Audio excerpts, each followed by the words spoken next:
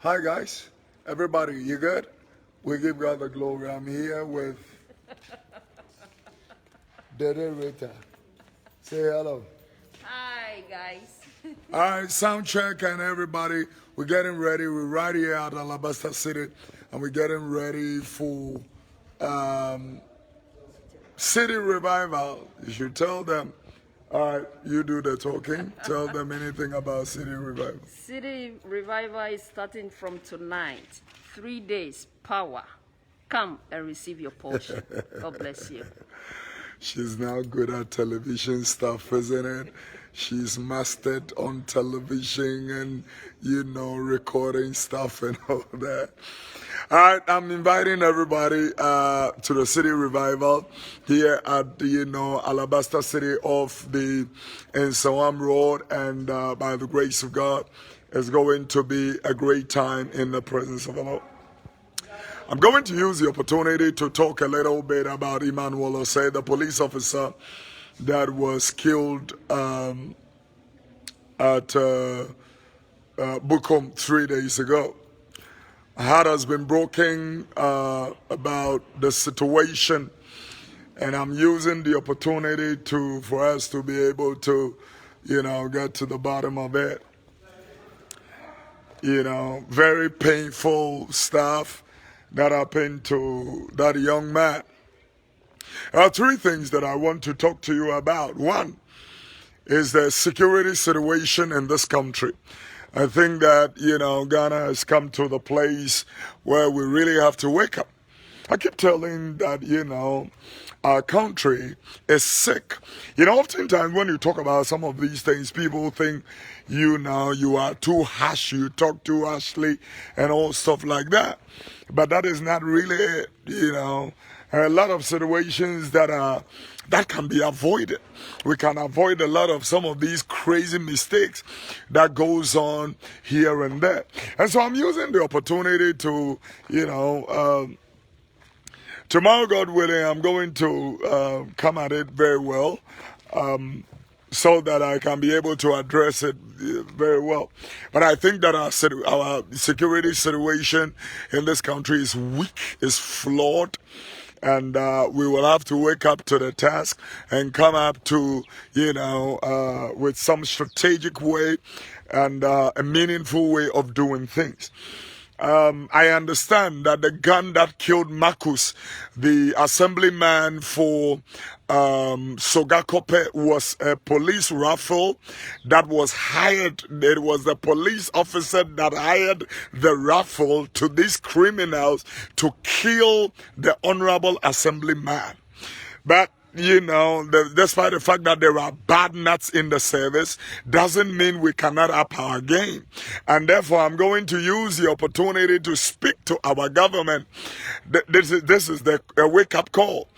Captain Mahama was a wake-up call.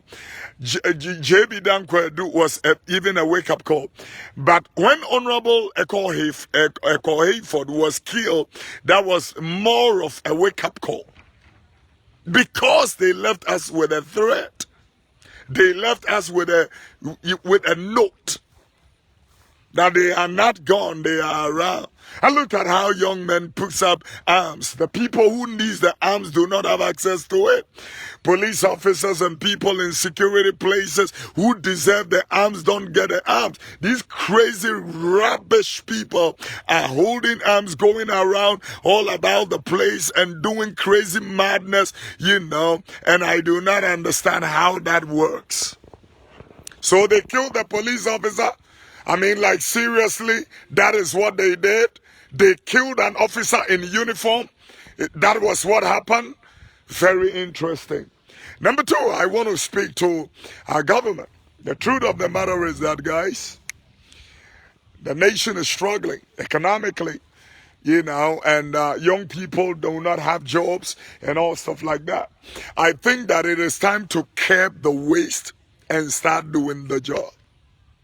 And so I would tell the government in power, with all due respect, wake up, because economically we are crawling and we are struggling economically. And these are some of the things that we should be addressing when we go to Parliament. We should be able to have parliamentarians and guys who are going to really sit up and think about the nation. Forget about your petty party politicking that doesn't make anybody any good whatsoever. You know, crime rate is rising in this country, and one of the contributing factors is because there are no meaningful fair playing fields and all stuff like that. Instead of, you know, getting the opportunity spread out for everybody to have their share and all stuff like that, we give these opportunity to party food soldiers, you know, to take some of these places and all that. So people's hearts are getting hardened. I keep telling our leaders, you better start listening now. You better start listening now. You better start listening now. Some of these calls are wake-up calls. You better start listening now, because very soon you cannot contain what is coming. So start listening now. Anybody that is talking is encouraged. We need to encourage all these guys that are talking. Keep talking. And everything that they are saying are meaningful stuff. We bring it all to the table and we begin to reason it out and see how best we can be able to work some of these things. It is not only prayer. I mean, when we come by one some ground guys say solutions as in Bible.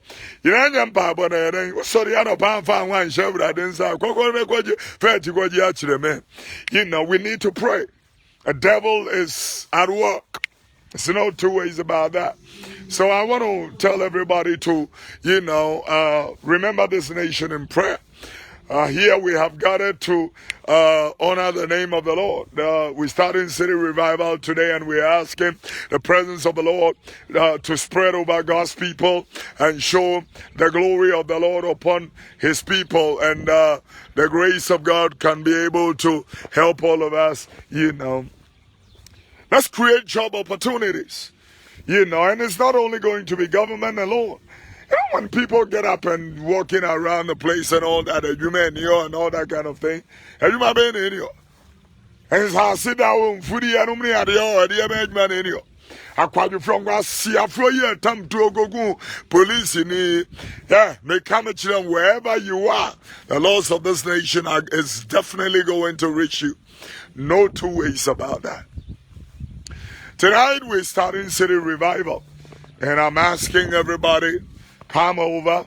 Alabaster City off in Sawam Road is only 2 hours, 6 to 8 o'clock. Tonight, tomorrow night, and then Friday night, Saturday morning, and it's going to be Sunday morning, Thanksgiving. And the glory and the grace of God will be our portion. I use the opportunity to commiserate with Osei. Emmanuel Osei, the officer, and I say big condolences to his family and also to the police administration. We have a better work to do. Yeah, you can't be a modest economy and to serious in this country. Now, bank for no, you know, you are risking the lives of all these, you know, innocent officers or no stuff like that. And we will not put the lives of these officers at risk. Yeah.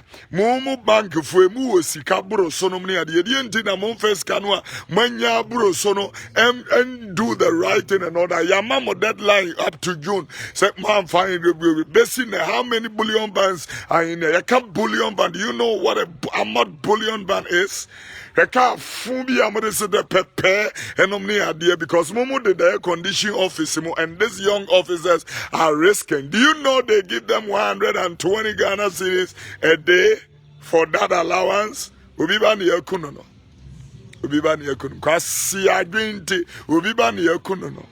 And some of these things are avoidable. We can avoid some of these things. May the Lord have mercy on all of us and grant us the grace in Jesus' name.